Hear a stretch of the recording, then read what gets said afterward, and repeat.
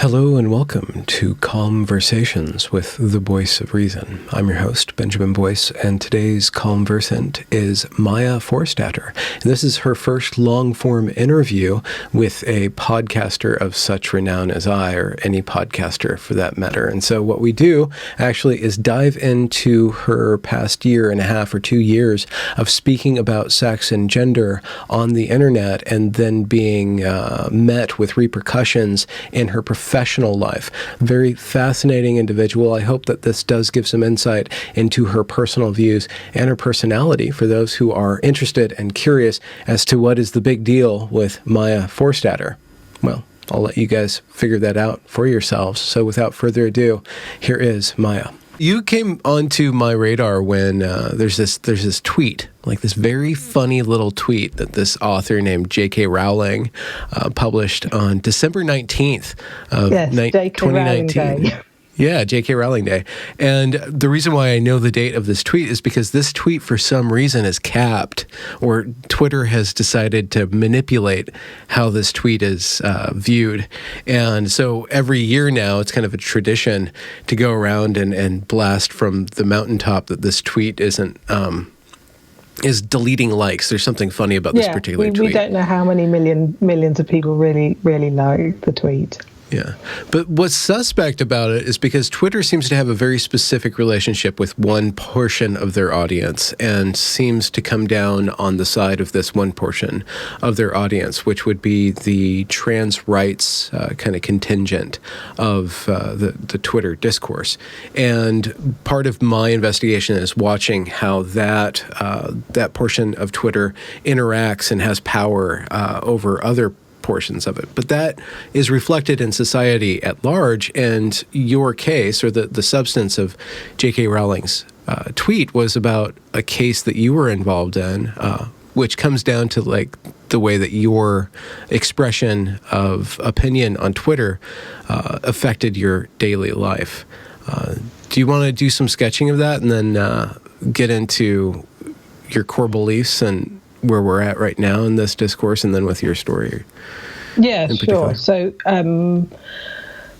October 2018 was sort of where I think my story starts, which was the UK government was consulting on the Gender Recognition Act. They had taken up this proposal to go for self-ID, so to move from a system where there's some medical gatekeeping and where they were allowing a very small number of people to change their legal sex to something which could have sort of opened it up to 100 times as many people with much, sort of no criteria at all, really, just on the basis of self-declaration. And I was on Twitter. I was working for a think tank, Washington, D.C. based think tank, but I was in the London office working on international tax policy. So this is not my area, but I'm a feminist. And you feminists, you're like in every industry. Funny that. Wherever particular women congregate. Yeah, I mean, I'm a feminist, but, I'm also, my original degree was in agriculture. So, the kind of underlying, if you think about the hierarchy of different beliefs that you have about the world, my underlying belief is about evolutionary biology and about science. And then my feminism kind of sits somewhere on top of that, somewhere on top of making a good society with rules that work for most people.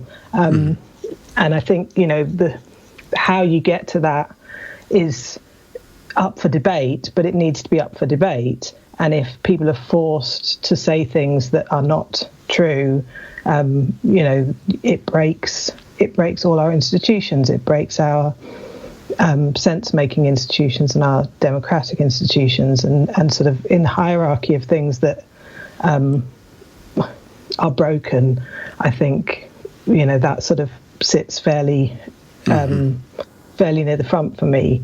So, yeah, in 2018, I kind of started paying a little bit more attention to this debate, mainly on Twitter, sort of seeing what was going on, seeing, and at first thinking, I support trans rights. I support everyone's human rights. I'm not a religious conservative. I'm like many people, I kind of saw this as being like gay rights. And then seeing things like when women started meeting to talk about the Gender Recognition Act and the issues around it, the protests and the attacks that they got, and there was one where one of the early meetings they tried to organise, so they booked it at Millwall Football Ground, Millwall is a football club whose slogan is "No one likes us, we don't care." And they have a conference centre, and so they booked a room in this conference centre, thinking, well, Millwall is used to dealing with crowd control. They shouldn't have a problem with us. And once they had advertised that this event was going on, the football club started getting calls. Don't hire this room out to these terrible fascist, horrible Nazi women. And so they lost that booking, and then they went to have another meeting somewhere else. So they met at Speaker's Corner in centre of London to, not give out the address. And there were counter protesters there, and there were attacks. And so I saw these videos on YouTube. You've probably seen them, where an older woman is attacked by what looks like a young man, and then we're told that this is a woman, that this is not a woman being attacked by a man.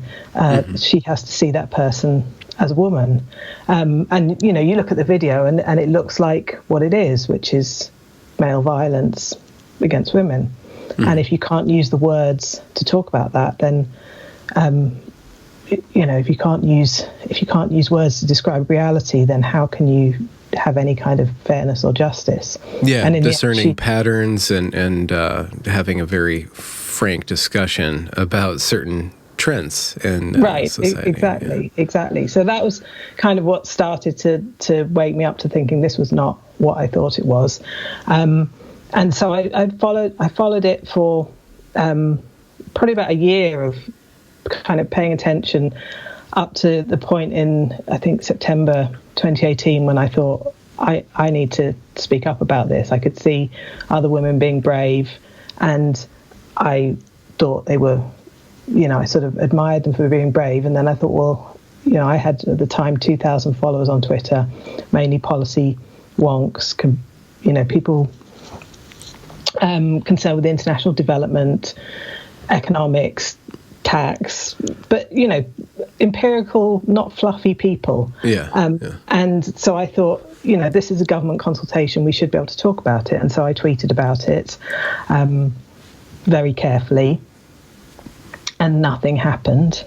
Nobody responded. Nobody said I was wrong. Nobody said I was right. They just, it was like, tumbleweed. And that went on. A tumble tweet. Yes, a tumble tweet. And in a community where normally if I tweet about something, people would tell me I'm wrong or tell me I'm right. Okay. Or, So you're in a community of vigorous exchange of ideas. Yes, exactly. And, nobody was saying anything. And so I tweeted a few things. I tweeted about Karen White, the trans woman who sexually assaulted a woman in prison, a woman's prison in the UK. There were things going on in the news, and I tweeted about them, and each time there was nothing.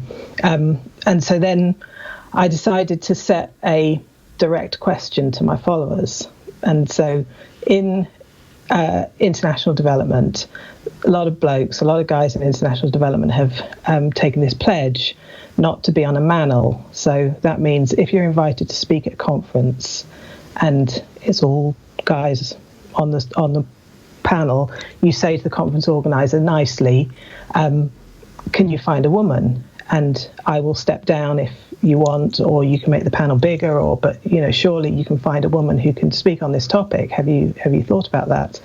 And so I thought, these issues about prisons, about safeguarding, about the census, they're all things that people can kind of say, well, that's not my business, I don't have to think about that. But I thought, if I asked them a direct question about something that they had to make a decision about, where they had taken a personal policy decision to say, I'm going to do this for women. What do they then define women as? And there was this guy, Philip Bunce, who works at Credit Suisse, the big finance company, who had been given this award. He was on a list for 100 women in business, and Philip Bunce goes to work sort of 4 days a week dressed as a man. He's a married man with children and a wife, and sort of on a Friday he goes to work in a wig and a dress, and he takes the name Pips Bunce, and he's been sort of celebrated for this by the LGBTQI++ networks in business, and he was, given this FT award for women in business, and that obviously made the newspapers, and I thought that was quite obscene. And so I clipped a picture of Pips Bunce and said, if you were on a panel with Pips Bunce, would you still say this is a man, or you need to have a woman on there? And it got discussion. So over the course of kind of a week, there were, a few hundred tweets between, threaded conversations between me and other people. And people who, just very hard-nosed economists, empirical people saying, well, if he thinks he's a woman or she's a woman part of the time, who am I to say that she's not? And I was really surprised that, people were saying that. Well, you said that was obscene. Could you expand on that? Like, what's obscene about a man being a woman 1 day a week?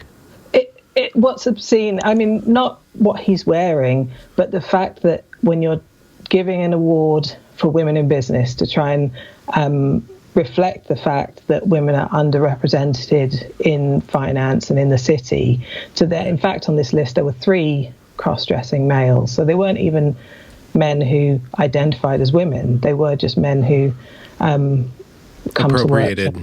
Woman face. Or, come to work some days dressed in a dress. And that, to take your program that was there to address an underrepresentation of women, and to then use it to celebrate cross-dressing males, just seemed to me, it's all of this stuff, like International Women's Day is about having 1 day when you can talk about women, and even on that 1 day now it's all about trans women or women, or any sort of program or law or policy that's there to protect women is now being used to say, you can't be part of this unless you accept that trans women are women, and even that Pips Bunce is a woman on a Friday and not the rest of the week. So yeah, that was kind of where that started, and then obviously because there was this long conversation with lots of threaded tweets, which obviously I didn't realise, but sort of rang some bells in Washington DC, in the headquarters of the organisation that I worked for, and I got an email that said,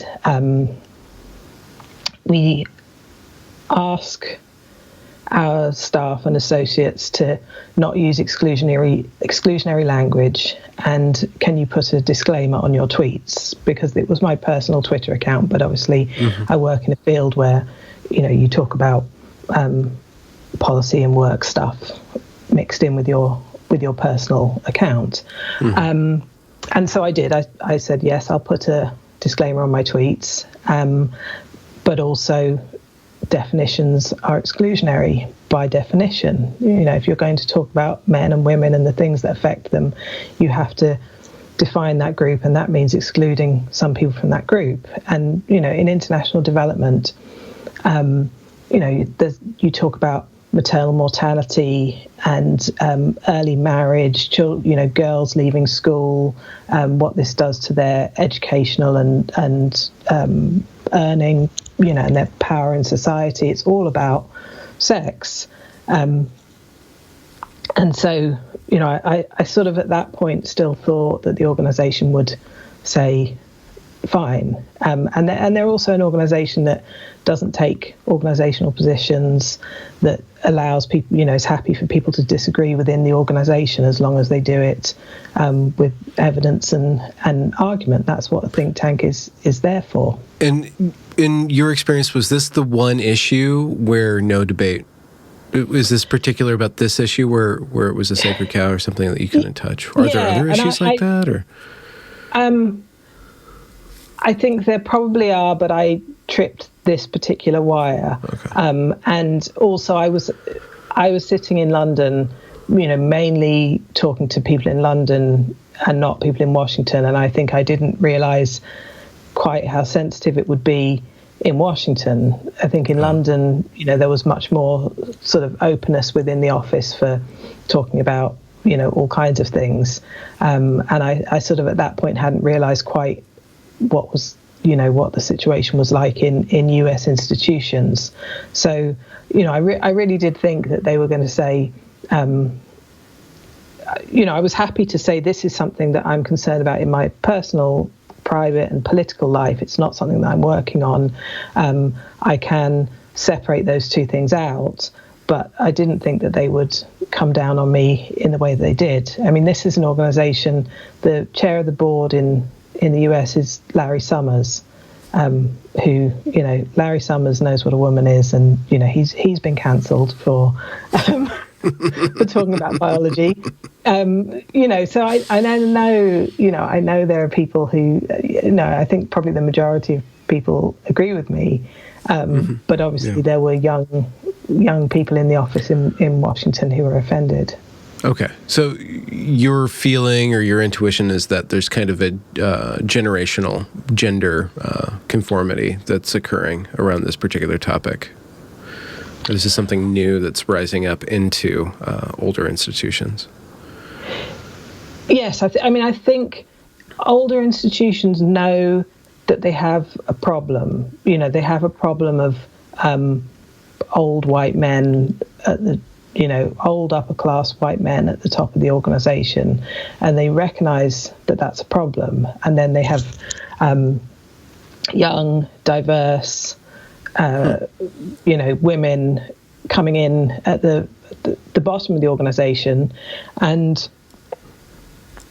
so I think they know they have a problem about diversity, and then they don't know how to deal with it. And then when something like this comes up and the people who are raising the concerns are young, diverse women, the old men at the top of the organisation don't feel like they can defend either the ideals and the ideas or, the women who disagree.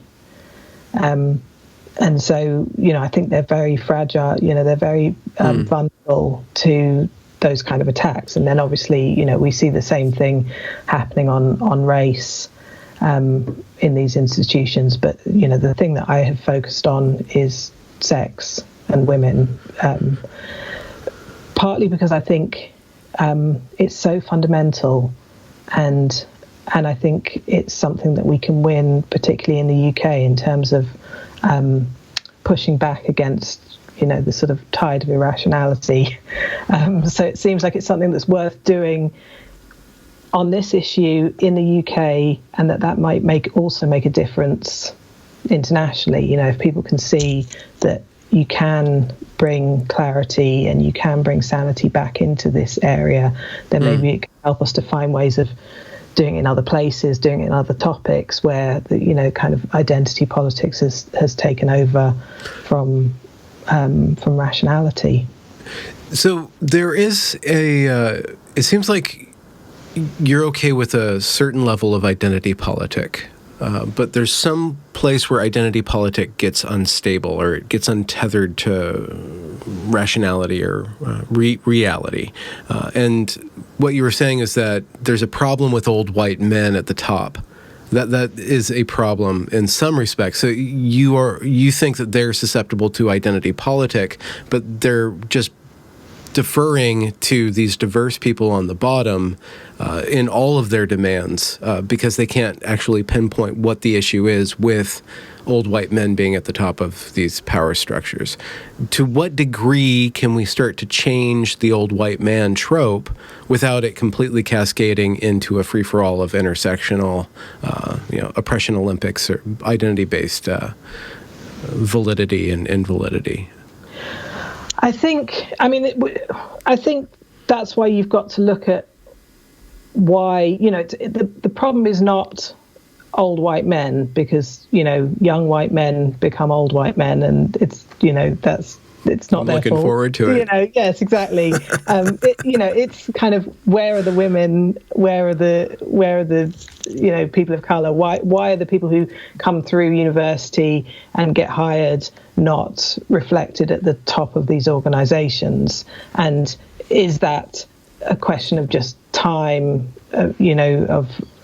time passing through, or are there specific barriers to people advancing? And it's really clear with women that there's a barrier, and the barrier is to do with having children, pregnancy, childbirth, rearing children, and it's to do with how organizations are built for dads with stay-at-home mothers, or with mothers who are, doing kind of secondary jobs, so that, to get to the top of your career, you have to be like a dad. You have to, put your family, or, you just have to have a lot of support in raising your family. And if you don't have that, then you fall off the track. So all of the stuff where people are talking about gender as a once you start talking about gender discrimination and you don't talk about sex, you're erasing that whole side of sex is about reproduction. Reproduction has social consequences, and if society is not built to allow women to raise a family and stay in a career, then you will keep having they may not be white, they may be different, but you will keep having men at the top of these organizations because women have stepped off and not been able to get back on because it was never built to enable them to do that. And you see that even. I was just going to say, it's not just about organizations, it's about, how you build cities. So, people, you have a child, you have a second child, you can't afford to live in the centre of the city, the schools are not good, you move out to the suburbs, suddenly you have a hour-and-a-half commute back to work, and it doesn't make sense for both parents to do that commute. So you have women doing jobs that are, geographically constrained by being able to do childcare, where the dads are on airplanes, and and organisations separate those roles. And as long as you don't talk about sex, you only talk about gender, you make all of that invisible. Yeah, that's a really good point. So when gender comes and the erosion of female as a class, and it starts in these awards, it starts in these conversations where what you can and cannot say, and what topic you can't challenge, push back on, that whole part of the conversation about sex-based rights and the design of cities and the design of businesses around, or the consequence of reproduction, and its impact on our material world gets swept away, and therefore gets swept away decades and decades of work by women for women to establish all these different rights or these accommodations. And so we're beyond even the bathroom or the sports discussion. We're talking about the actual material differences in income and mobility for women that's also being impacted just strictly by the conversation changing. And the way you collect statistics in order to be to understand that and to look at the patterns, and then the language to be able to talk about it. In what way the statistics changing? Well, so in the UK, we've just had the census. We've just had our 10-year census, and there was a big battle over the sex question. So the census since 1920, before that, in fact, has always asked about sex, and the answer was male or female. So you have this long time series data where you can understand something about what life is like for men or women. And they added a gender identity question, which is fine. They added a question about, is your gender identity different from the sex that was registered at birth, to try and understand how many people identify as transgender, which is fine. That's a separate category. But then the Office for National Statistics also wanted to give guidance on the sex question, to say people could answer it according to any official document. So you can already change the sex on your driver's license just by writing to the driving license authority, and you can change the sex on your passport by having a doctor's note. And the doctor's note is not a diagnosis, it's just you've gone to your doctor and said, can you write this note? And so basically they were saying self-ID on the census, and that would mean that you don't have clear categories, you don't have it's not aligned with the historical record, and you end up having 2 gender questions and no sex question.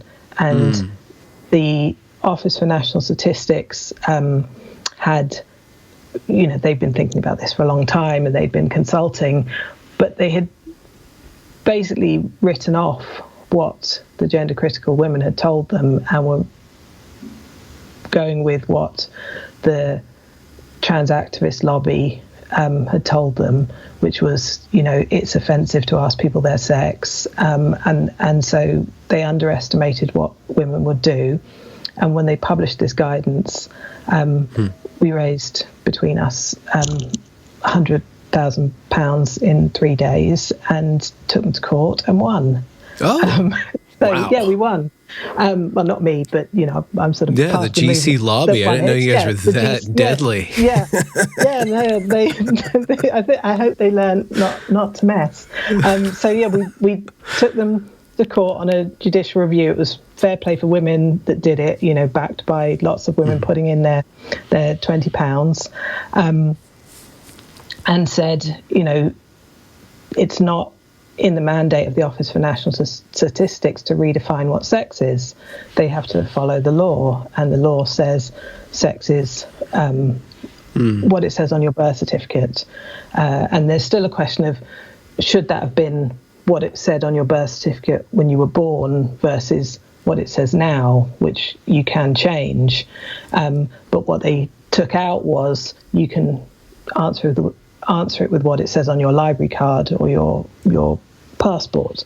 So it was a big victory, and the Office for National Statistics had just thought, well, these women are not going to do anything, so they had to defend what they were doing in court, and the judge was not impressed.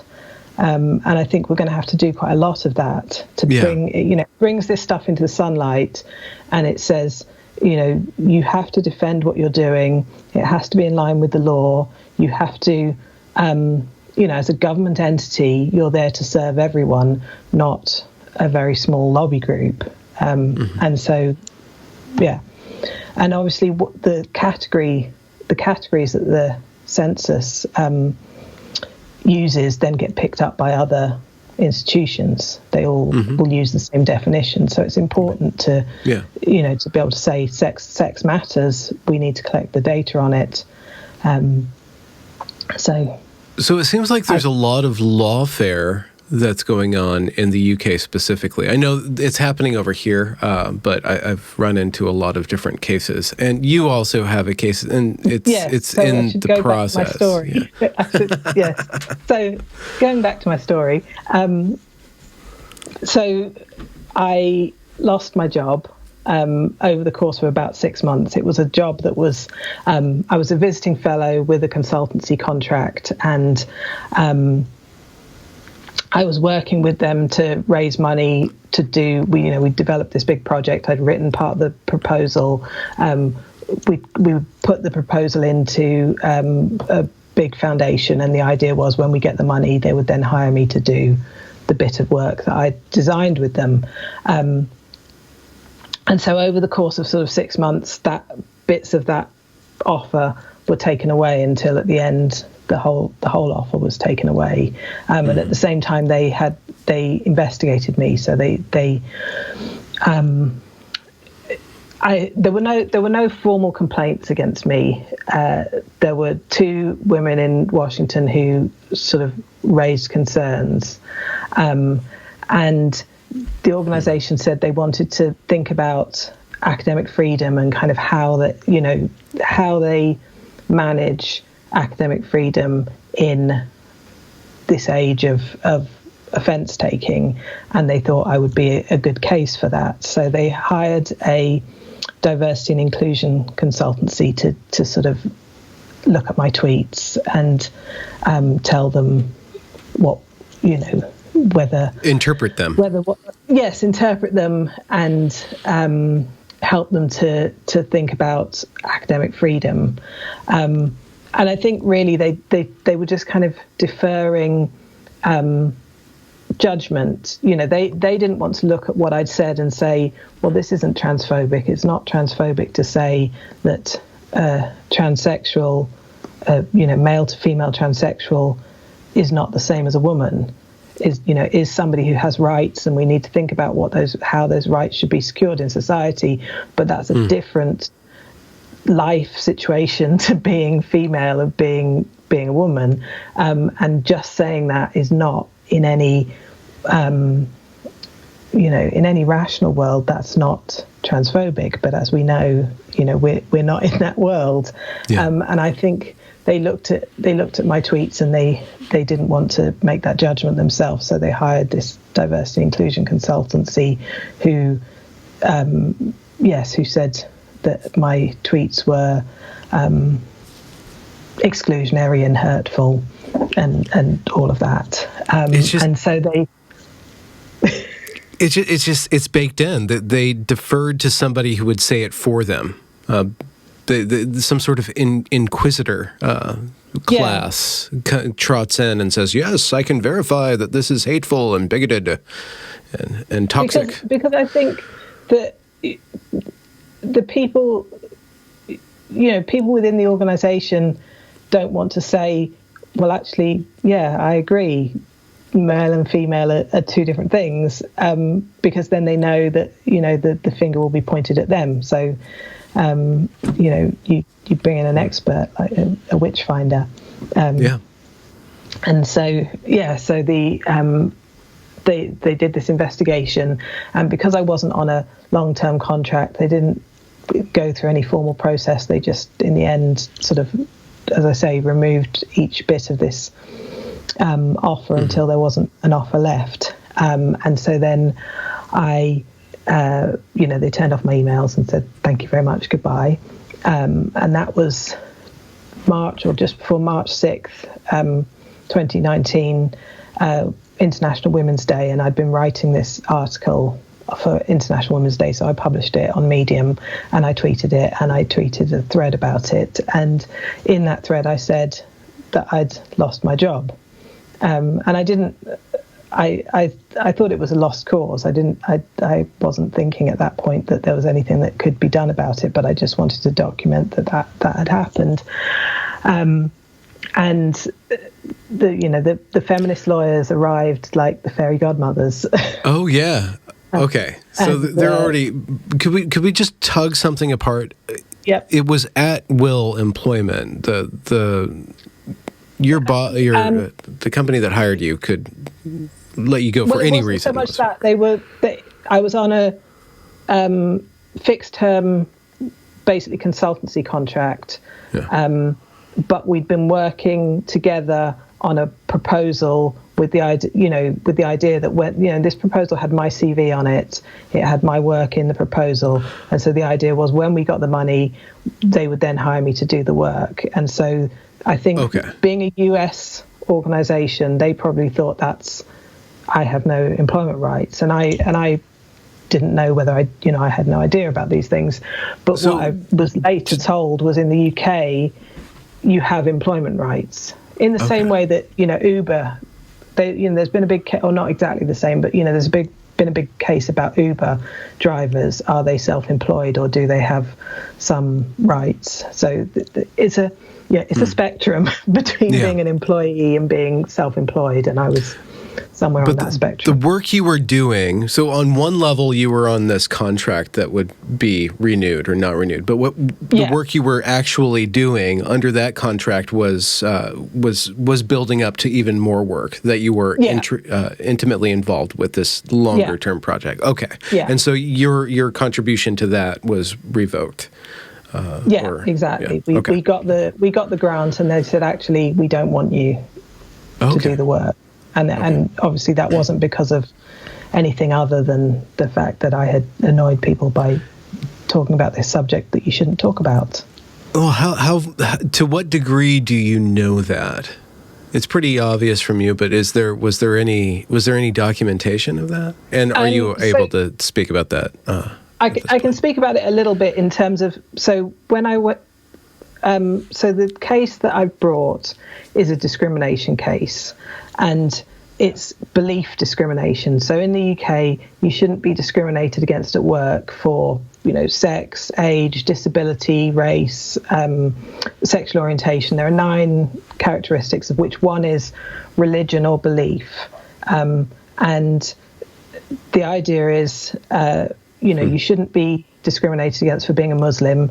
You shouldn't be discriminated against for being an atheist. You shouldn't be discriminated against for being an ex-Muslim. So both belief and lack of belief should not be a reason why you lose your job or are treated badly at work. Okay. And so I needed to prove that gender critical feminism, or even sort of, as I said in the hierarchy, going a bit lower than that, just the belief that sex is real and important, is a philosophical belief.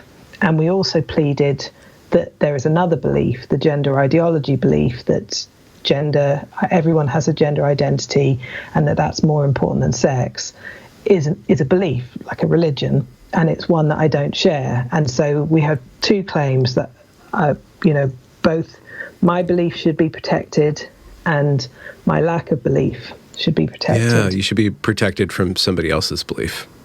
Well, no, not so much that you should be protected. You shouldn't lose your job for not having a belief. So if, you shouldn't lose your job for not being a Christian, you shouldn't lose your job for not believing in gender ideology. And we should, have a plural secular society where people can work together.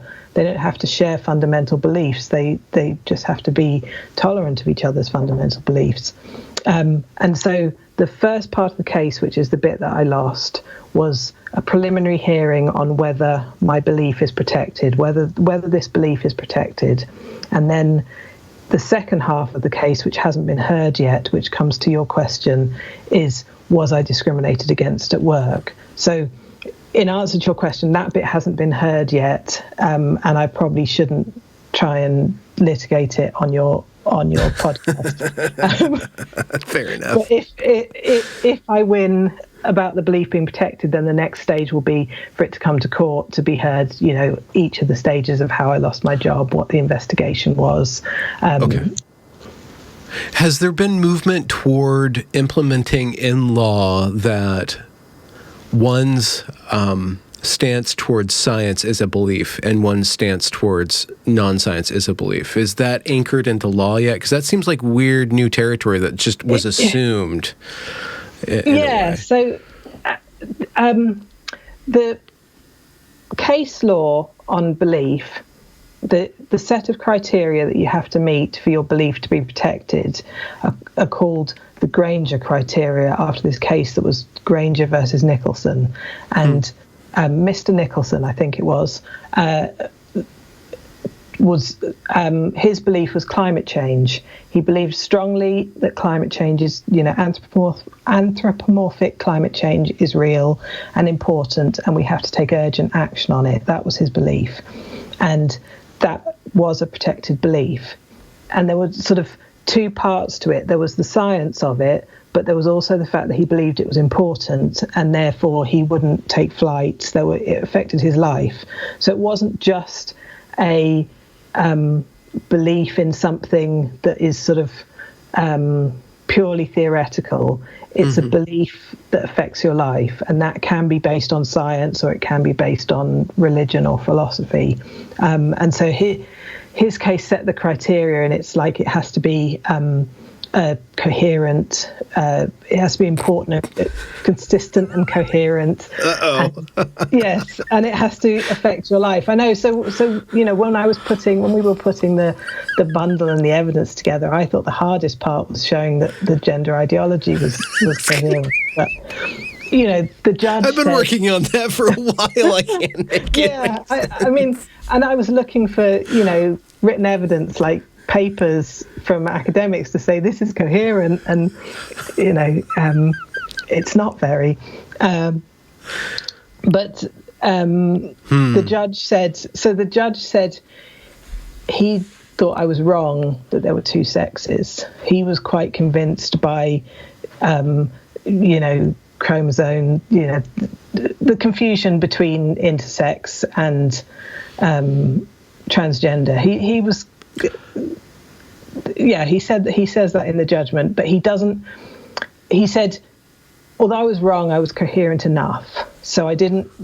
Although he thought I was wrong on that, I didn't fail on that criteria. I failed on the last criteria, which is your belief has to be worthy of respect in a democratic society and not undermine other people's human rights. That was what I failed on, and other beliefs that have failed on that point are Holocaust denial and wanting to overthrow the government by violent revolution.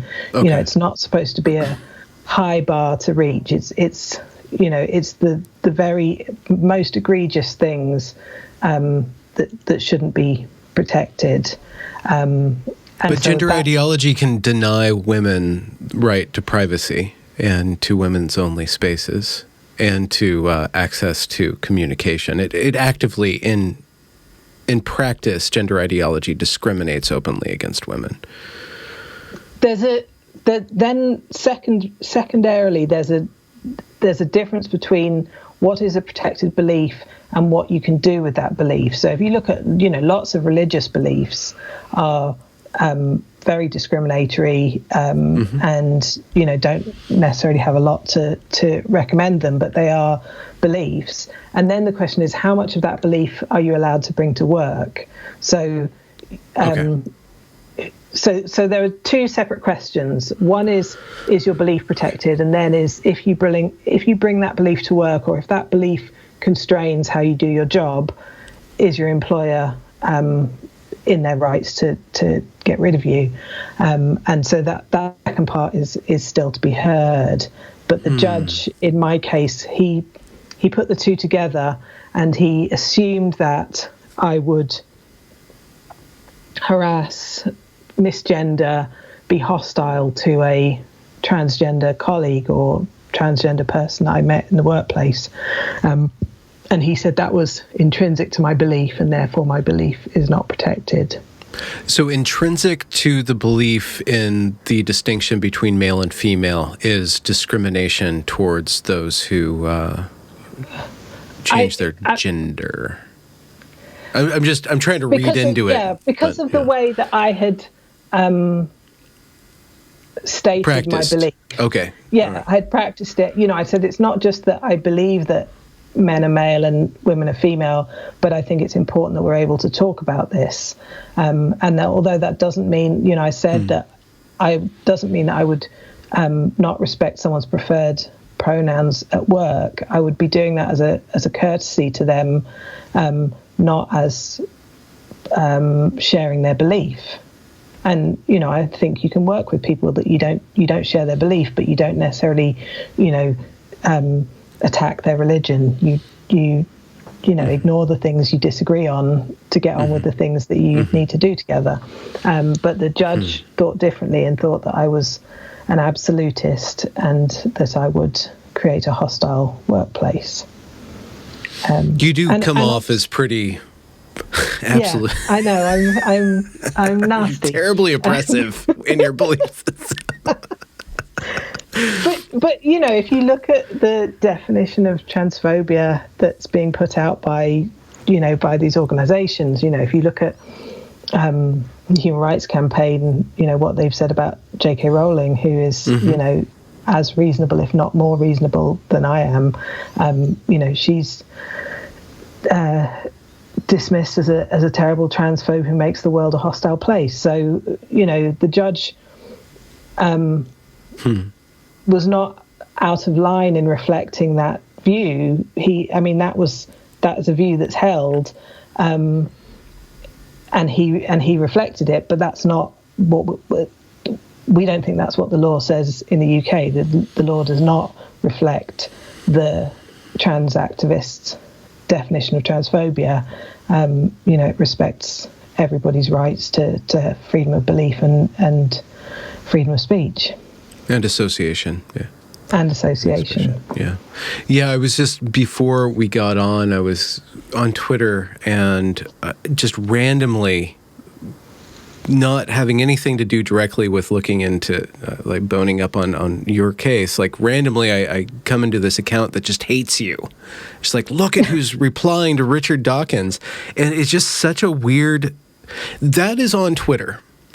On Twitter, there is a culture that attacks and assaults somebody who goes against a gender ideology. And they are really strongly against specifically women who question or criticize gender ideology. And, so that's one thing. And I understand, you can say that that's a world unto itself. But for that to be reflected through Twitter by all these major organizations like the ACLU, the UN Women, blah, blah, blah, blah, blah, then it has an impact on law where it's now shaping policy in a variety of different ways. And the thing that the judge, and he quotes it in his judgment, the thing that I think influenced his judgment was this thing called the Equal Treatment Bench Book, which is it's not law, it's written by a group of judges, and it's guidance for judges on how to make your courtroom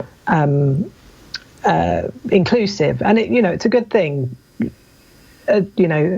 We can go back to old white men. It's sort of, how do you make sure that the courtroom is inclusive to people with disabilities, to people with different races and religions? It has a chapter on each of them. It's important that they think about this stuff. But the chapter on gender, on transgender, is obviously written and influenced by the trans activist organisations, and it takes it says you should respect someone's pronouns, and to the point where, so there was a case recently in the UK of a non-binary man who worked at Jaguar Land Rover, so a big car company. He was an engineer and he'd worked there for 20 years. And after 20 years, he decided he was exploring his gender identity, and he wanted to come to work some days dressed as a woman, and have two different names. So most of the time he was Sean, that was his name, and then sometimes he was Rose. And the company sort of bent over backwards to try and accommodate him, to the point of saying you can use any toilet that you want, even though, on whatever day you choose. Okay, as long as you're Rose, you can go into the female's bathroom. But you can't go in there as Sean. No, they said you could just use... They didn't... similar to what you were saying about my employer, they panicked, right? And they... So they just said, you can use any bathroom. And then he said, well, but then there's a problem, because when I do that, I will get hostile reaction from other staff. And it's like, well, yes, that's why it's not a good idea. So he eventually left, and he took his employer to tribunal, and the whole of the judgment is written as Rose. The whole of the judgment is written calling this person she, even when it's talking about the period of time when there were written reports. HR was writing he, but when they repeated that text from the reports into the judgment, they changed it all to she. So they were rewriting, not even just being polite documents, yeah, in the current day, but rewriting history in a legal judgment. And this is because the Equal Treatment Bench book is telling them to do that. And so then you hear of, as I said, this woman who was attacked at Speaker's Corner. She, her attacker was prosecuted for assault, but when she was a witness to that in court, she had to call him she, and she was, although she'd perceived this person to be a man, she'd experienced being attacked physically by a man, she had to say she, and the judge does that not infringe upon her rights of freedom of speech? Does that not infringe upon the rights of others? I think it does. I mean, she didn't take it further, so we don't know. And there have been cases of rapists where the judgment is all written in terms of she, but it was a rapist. And even, divorce cases where a woman is divorcing her estranged husband and is forced to call her husband she in court. Even where it's been an abusive situation, because this Equal Treatment Bench book tells the judges that's what they should do. So that, I think, had influenced then what the judge in my case was thinking about. But that's not law, that's just guidance. And we have this problem in every public institution, that you have these private institutions writing guidance, telling institutions what to do, which is not the law. And in the UK we have Stonewall, so the big LGBT or originally LGB organisation in the UK, and now almost all about trans, has a programme where big companies, charities, public institutions, pay to be part of their champions programme and then pay to be assessed by them. And so they're handing accountability for making these judgments to a lobby group. And Parliament is signed up to this. The Care Quality Commission, which is the regulator that assesses safety in healthcare and care settings, is signed up to this. The Crown Prosecution Service that decides who goes to court is signed up to this. So although we have fairly decent law, we have all of this guidance that's being pushed by this outside organisation. And so that then, affected, I think, the environment in which my judgment was made. Mm-hmm. So through lawfare, I guess, is one way to combat this, but the social impact of these lobby groups, so there's the lobbying that or the activism, I guess, that happens on Twitter and social media that has a pressure, very strong pressure, because they're pretty lockstep and very thorough when they make an enemy, and they're pretty wild out there. And then there's these lobby groups like Stonewall, etc., that are shaping like businesses and codes of conduct and speech codes. And so there's this top-down pressure and this bottom-up pressure, and there's these two fronts. In order to what? I'm using a war metaphor, but what is ultimately the goal? Is there a middle ground here? What is the ultimate pursuit that you have ideologically in kind of the bigger picture beyond your suit and through your activism? I mean, I think the middle ground has to be that everyone has human rights, and we build a society that accommodates people. It sort of goes back to J.K. Rowling's tweet. It's sort of wear what you like, call yourself what you like, have sex with whoever will have you. These things in your private life you should be able to do, and you should not be discriminated against. But redefining reality and forcing other people to pretend to be part of that is too much, and it breaks all of our institutions. And so I think, the war, the end game, what we want is to have institutions that work, that deal with evidence, that deal with rules, that are fair to people, and that don't engage in these witch hunts. And we know, the Salem witch trials, or the Cultural Revolution in China, the institutions get caught up in these purity spirals. Purity spirals and kind of power games. And we know that most of the institutions that are pushing this stuff are not doing it for the benefit of trans people, but they've become caught up in a survival game themselves, where their money, their influence, their own personal status depends on surviving in that game. And then there's a whole group of people whose survival depends on keeping their head down, and sort of hoping that it'll pass them by. And then there's a small minority of people who speak up. I think that the biggest thing that the biggest concern about what it's breaking in the UK is safeguarding. So we have safeguarding is sort of child protection of vulnerable people, risk assessment in organisations, how you make sure that that predators don't have access to vulnerable children.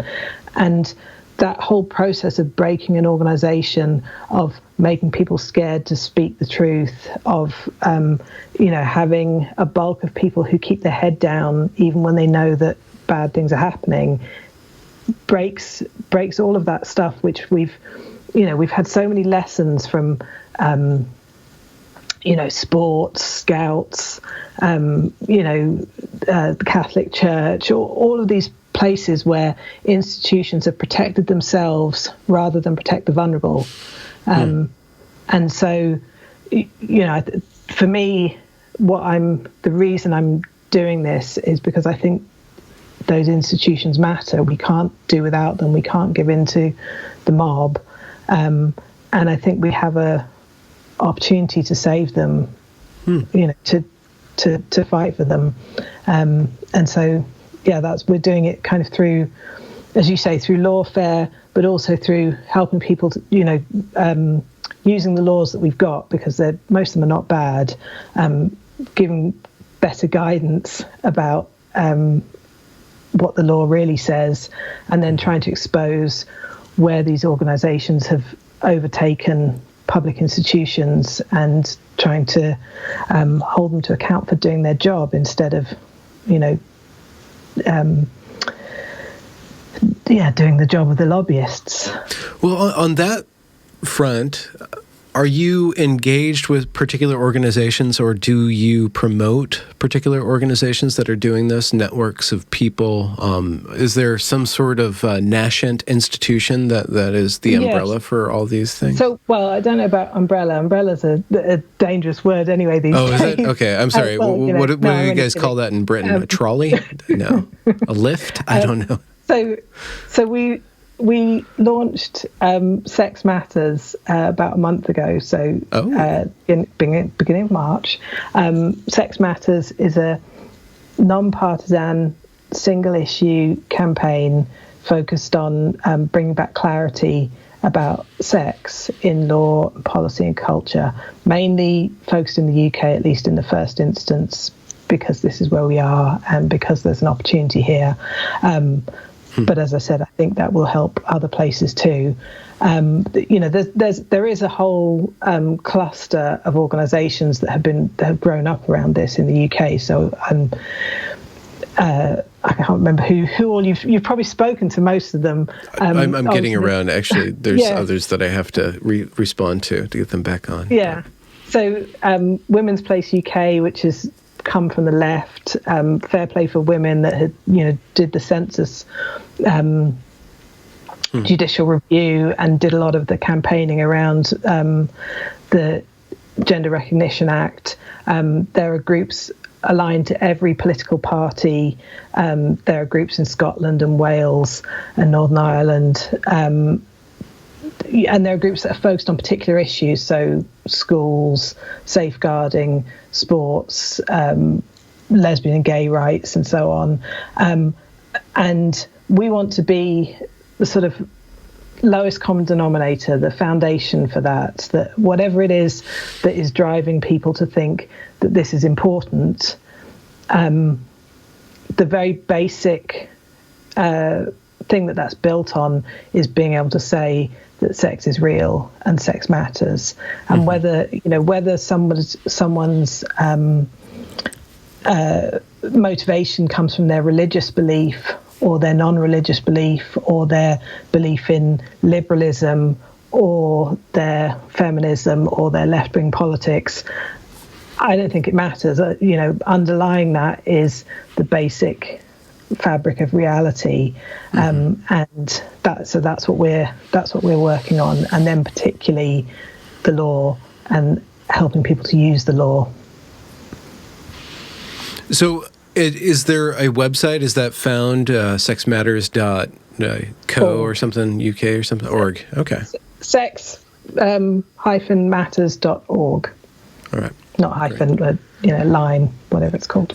There's this is a larger story, but just like in interviewing a number of women in your position, it seems like this particular issue has awakened this dormant network of womanhood on the British Isles in some way. There's some sort of tradition or some sort of historical significance to this, in that it's reflecting back previously. I just get that feeling, but I don't know enough about women's history in the UK to really see if that intuition's correct or not. But there's a reason you're called Turf Island. That's all I'm trying to say. Yes, I've kind of thought about why it is we're called Turf Island, and I think it's partly that we had a front row seat to what was going on in the US and Canada, because of the language, we could see it.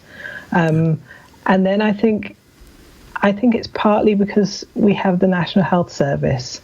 So I think people don't feel quite so scared about losing their job. No, I mean, not that people want to lose their job, but if they'd made Breaking Bad in the UK, it would have been a really boring series because he would have got treated. There's that no thing motivation of you lose your job and you die. Yeah. So I think there's that of being in a country with a still slightly functioning social safety net, and. There's just something in the character. There's just something in the character that I just see. Yeah, taking no shit. I don't know. And then it grew up a lot on Mumsnet, so it was older women who had I think you start work and you think that the battles have been won, that you live in a basically equal society. I think a lot of educated women, and then you have a baby, and then you sort of go back to the 50s. You realise that the doors that had been opened are suddenly closed, and you become an invisible person, and yet you still have the same brain and the same ambitions and same broader concerns beyond nappies and baby food, but you're suddenly confined to this very small world that is hard to get back out of. So Mumsnet, UK Mums forum is, as they say, radicalized on Mumsnet. It's this sort of forum of feminist activism and radical reawakening of women who've sort of woken up in their 40s and realised that things were not as fair as they'd been sold in their 20s. And I don't know if in the US that I don't know if that is quite the same group, but it's, there's so many different overlapping cultures in the U.S. and we're much more spread out than you guys. And I think we're much smaller. We don't really have a particularly religious. Religion is not a big political force in the way that it is in the US, so that we don't have that kind of polarization. And then it has come from the left in the UK. The resistance to this has come from trade union women and women on the left. Do you have any parting wisdom that you've derived from this particular chapter of your adventurous life?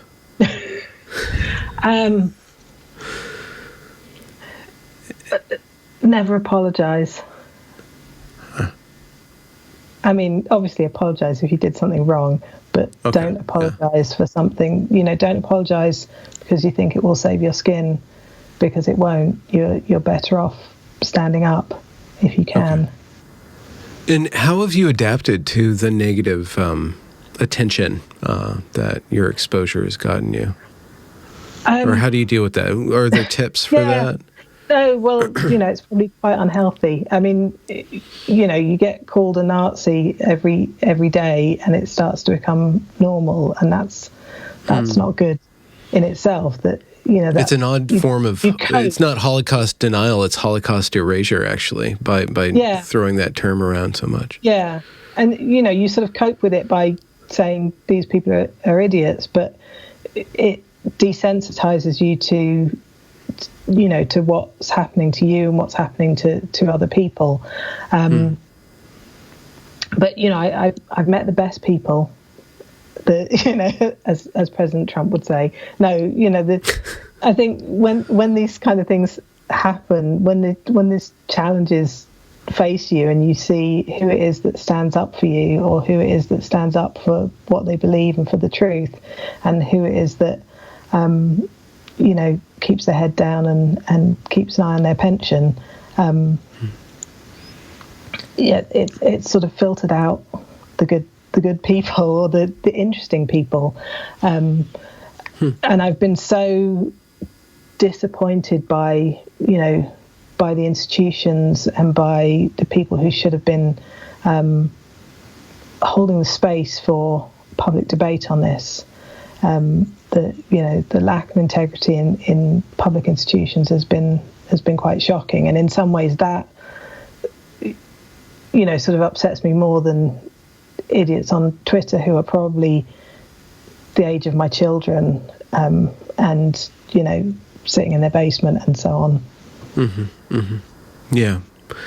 So I really thank you for exposing yourself to me. I like I feel like I got a glimpse of like the core values, and I think that they line up with what we're calling classical liberalism, like this integrity towards reality, and then an integrity towards navigating reality through society and through the substructure of clear, rigorous debate as our way toward the truth and toward the good, and etc.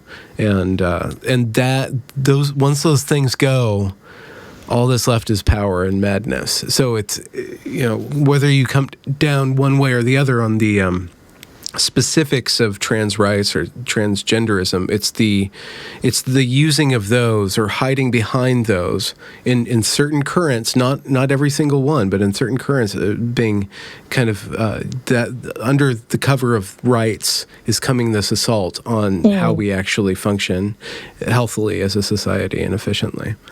Yeah, there's kind of like this thing that you have to kind of look through, and that's what's worth fighting for. I mean, it's not fighting against the noise on Twitter is. I mean, it would be easier just to turn Twitter off, but it's what it's done to our institutions that is worth fighting for. Well, thank you for fighting. But I'll keep doing it. The appeal is on the 27th and 28th of April, so we're appealing, coming up, appealing against the judgment. So sexmatters.org on Twitter. We'll be live tweeting that if people want to follow it. Do you have like that tweet framed in your house somewhere, the J.K. Rowling tweet? Well, and no, do you change the number of likes on it every day? You check? No, because it stresses my husband out too much. But I have had it blown up, and I gave copies to my lawyers to put up in their offices. You should make a T-shirt to raise funds. Yeah. Well, I'd like a T-shirt that says "worthy of respect in a democratic society," but got to wait for a judgment that says that. You got to wait for the magistrate to come down. Anyway, this is my T-shirt today. Oh, there we go. I've got a wide range of T-shirts. You UKGC women do like your T-shirts and your billboards. Yeah, I wasn't really a T-shirt wearer before all of this. This stuff turns the darndest people into activists. You'd never think that you were that. And all of a sudden you're standing up on principle. Yeah. Well, thank you, Maya, for your story and letting me interview you. I asked you way back in the beginning, but you had to work in the shadows for a while. So thank you for remembering my offer and letting us get a glimpse into the ins and outs of what you're going through. Thank you. It's been fun. I'm going to end the recording there. Okay. Congratulations for reaching the end of the discussion. If you enjoyed it, do be sure to leave a review or a comment or a thumbs up or whatever you need to do to show that glorious algorithm that this is some good stuff. And do be sure to go and check that back catalog, as it is brimming full of fantastic conversations. Links to provide monetary support are down there in the description as well. Have a good night.